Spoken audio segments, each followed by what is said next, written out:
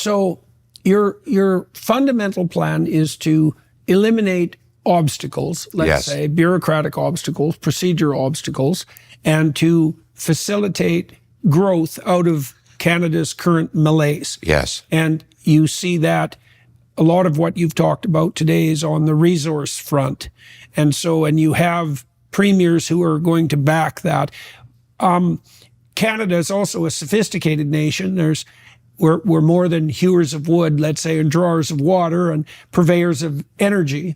Why don't you talk a little bit about, let's presume, for the sake of argument, that you have 2 terms, 8 years, let's say, which is not I think that's a reasonable prognostication if things go at least moderately well, right? And so 8 years from now, what is the Canada that you are planning to lead? What does it look like? I think it's a country where any young person can say, this is the place to start a business.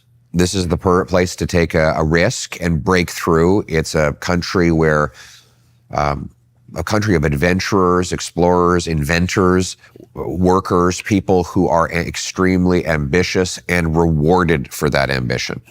It's a place where not only do we graduate brilliant engineers in Kitchener-Waterloo, where we do, some of the best in the world, but they say, hell no, I'm not leaving Canada. This is the place to be. This is where the best tech company is hiring the next 700 people.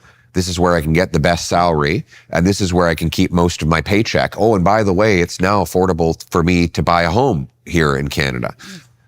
It's a place where... So that's the best rejoinder to the Americans, I would say. Yes. Fundamentally, for Canadians who are concerned about undue American influence on Canada, the best possible rejoinder would be to make Canada a place so welcome to entrepreneurs that the U.S. would pale in comparison. That's a tall order because the Americans are deeply entrepreneurial and have a very business-friendly society, right? Like at every level, right? They reward entrepreneurial activity.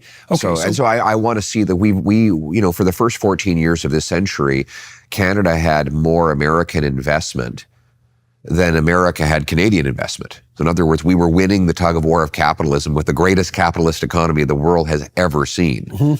And then from 2015 to present, there's been a net outflow of $500 billion measured in USD from Canada to the US. It's astonishing. Since when?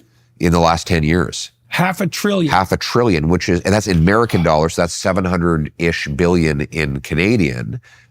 Which is the equivalent of about a quarter of our economy has just left its Canadian investment. I mean, the government admits it. The pension funds are now investing in the States.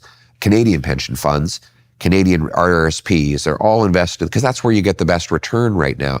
I want to bring that back. Right, so that's like $40,000 per Canadian, something like that. That's right. So why don't we can bring that back? $20,000 per Canadian, $80,000 per family. But let's bring it back. Let's bring it back. Let's make this the best place to get a return on your investment. Let's make this the best place in the world to do business, to bring hundreds of billions of dollars of investment, to dig mines, build pipelines, business centers, new tech companies, drill high-tech enterprises that you not only invent here, but you actually keep here because it's not just a great place to lose money, but a great place to make money. That is the bright, optimistic future I see. I'm looking at models for this. Look at Ireland.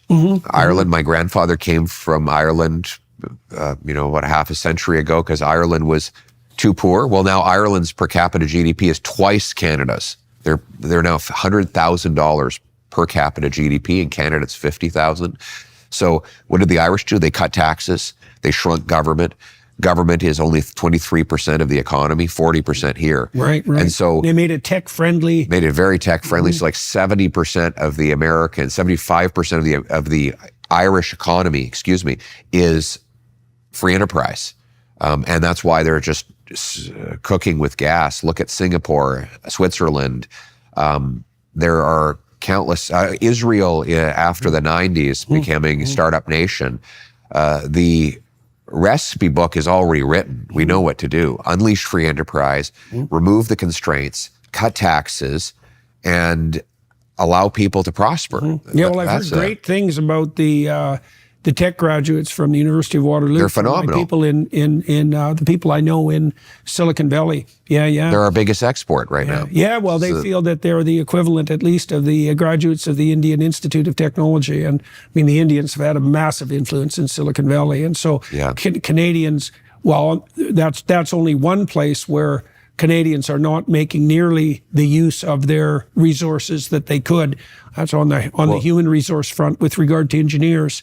Well, you think you graduate from Waterloo and you can pay 53% tax in Canada or 18 or 19 in Texas. You can pay $1.5 million for an average house in Canada, or you can buy a castle for $400,000 in the States. You can make Canadian dollars, which is 69-cent equivalent of the US dollar, or you can make an American dollar. It's unfortunately, the pull is very hard, but why don't we get us pulling in the other direction? Why don't we make this the most attractive place for these brilliant minds to come out of these schools and build it here and keep it here? And I think we can do that. Okay, so what are you going to do when you take office? Like, what does that look like practically? So what could Canadians watch you do in the first months of your administration that would help reassure them that this is going to happen? This is real. Well, first of all, I'm going to axe the carbon tax. It's been kind of an epic commitment that I've made. It's iconic. And so I have to follow through on it immediately. And that will signal to the country that I'm serious. Second, we want to get rid of the GST on new homes and make pass changes that aggressively incentivize municipalities to get the building started. That has to happen immediately for people to notice any difference in the cost of housing by the time I get through my fourth year. We will have rapid introduction of the biggest crackdown on crime in Canadian history. A massive crackdown. And what will that look like, a crackdown on crime? Basically, habitual offenders will not get out of jail anymore. Right. 1% of the criminals commit 65% of the crimes. Is that right? Yes. I didn't know that. Yes. Well, criminals specialize just like everyone else, right? And the best predictor of offense in the future is repeat offense in the past. Right.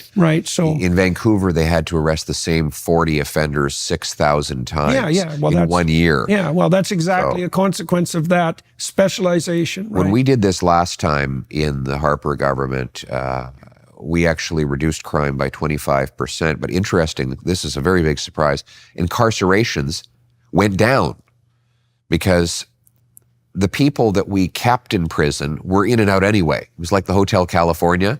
They were checking out, but they were never really leaving. So we had to basically save them a bed. But secondly, the small-time offenders were actually deterred. You know, all of the so-called experts say deterrents don't work. No, they do work. Yeah, the best deterrent turns out to be probability of conviction rather than length of sentence. And right now, though, it's worse than that. Even if you have a probability of conviction, there's a certainty that there won't be any real penalty. Right. So it so doesn't that's not matter. a real conviction. That's not a real conviction. There's going to be a very serious crackdown on crime. Immigration? What's the scoop there? Oh, we have to slow down the numbers. There's no doubt about it. We have to end the fraud in the international student and the temporary foreign worker program. We have to... Well, Canada historically had a very effective immigration policy. We just have to get back to the best system in the world, which we had for 150 years. Even in the United States, both Democrats and Republicans used to say, they'd get up at a microphone and claim they were going to replicate our system because it was an undeniable success. Immigration was not even controversial before Justin Trudeau because it was so well managed here for so long.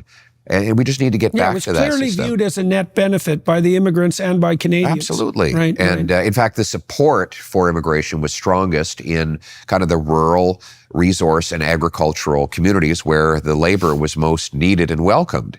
And people integrated, they arrived here, and while we said to people, look, bring your traditions and culture and your stories, but leave the problems at the door. And this is, by the way, a history for Canada that goes back hundreds of years. I mean, the Protestants and Catholics were ripping each other's eyeballs out in Europe for centuries. And then they came to Canada and they got along. They ultimately ended up intermarrying and integrating completely. And, whether you were an Orangeman or a Catholic, Irish Catholic, you over time, you got along with your neighbor. And, in the last 9 years, we've seen that's come apart. The foreign conflicts are now spilling onto our streets. I want to put an end to that. I want to say, look, we're not interested in the world's ethno-cultural conflicts. We welcome people. Shadow side of multiculturalism. We welcome the people who come from places that have been afflicted by war, as long as they leave the war behind. And frankly, most people come here to get away from those things. So by getting back to a common sense of values and identity, and reminding people that when they get here, they are Canadian first, Canada first.